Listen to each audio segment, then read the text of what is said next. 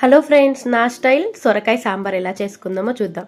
ముందుగా ఒక గ్లాస్ పప్పు, ఒక స్పూన్ మెంతులు ఉడికించుకొని పక్కకు పెట్టుకోవాలి. అలాగే మనకి కావాల్సిన ముక్కలన్నీ కట్ చేసి పెట్టుకోవాలి. సొరకాయ, ఉల్లిపాయలు, కరివేపాకు, పచ్చిమిర్చి, టమాటాలు కట్ చేసి పక్కకు పెట్టుకోవాలి.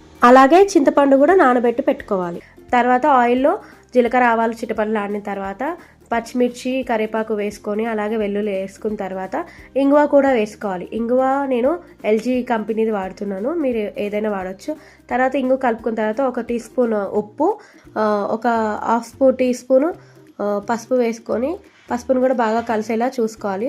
తర్వాత ఉల్లిపాయలు కట్ చేసుకుని ఉల్లిపాయలు వేసుకొని కలుపుకోవాలి. కలుపుకున్న తర్వాత సొరకాయ ముక్కలు వేసుకొని సొరకాయ ముక్కలు కూడా బాగా మిక్స్ చేసుకుంటూ కలుపుకోవాలి. అన్నీ మిక్స్ అయిన తర్వాత మనము కొద్దిసేపు స్టీమ్ అవ్వనివ్వాలి. మూత పెట్టుకొని ఒక 2 మినిట్స్ మగ్గనివ్వాలి. మనం ముందుగా ఉడికించిన పప్పుని బాగా మెత్తగా రుద్దుకొని పక్కకు పెట్టుకోవాలి. అలాగే చింతపండు కూడా నానబెట్టాం కదా, చింతపండు రసాన్ని కూడా మనం పక్కకు తీసుకోవాలన్నమాట. తర్వాత మనకి ముక్కలు మగ్గుతాయి కదా, దాంట్లో టమాటా వేసి బాగా కలుపుకోవాలి. టమాటాలు వేసుకొని కలుపుకున్న తర్వాత కూడా 2 నిమిషాలు స్టీమ్ చేసుకోవాలి. అప్పుడు ముక్కలు దగ్గరగా ఉడికినట్టుగా అనిపిస్తాయి. దాంట్లో ఇప్పుడు మనం ఒక టీ స్పూన్ ధనియా పౌడర్ వేసుకొని బాగా మిక్స్ చేసుకోవాలి.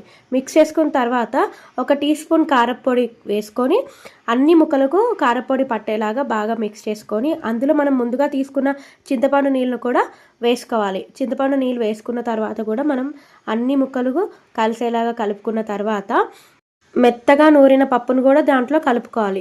అలాగే పప్పు ఉన్న కుక్కర్లో కూడా కొన్ని వాటర్ వేసి మొత్తం పప్పు నీళ్ళు కూడా అందులో పోసుకోవాలి.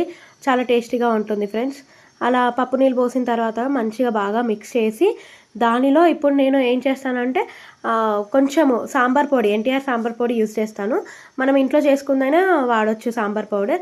ఆ సాంబార్ పౌడర్ కూడా వేసుకొని బాగా కలుపుకొని కొత్తిమీర వేసుకోవాలి. నేను క్లిప్ మిస్ అయ్యింది, పెట్టలేకపోయాను. అలా పెట్టిన తర్వాత 2 విజిల్స్ వచ్చిన తర్వాత మనము దించేసుకోవడం. ఇలా మన సాంబార్ సర్వ్ చేసుకొని వేడివేడిగా అన్నంలో కానీ, టిఫిన్స్లో కానీ, ఇడ్లీ, దోశ వాటిలో కూడా చాలా బాగుంటుంది. ఇలా ఈజీగా సాంబార్ రెడీ చేసుకోండి.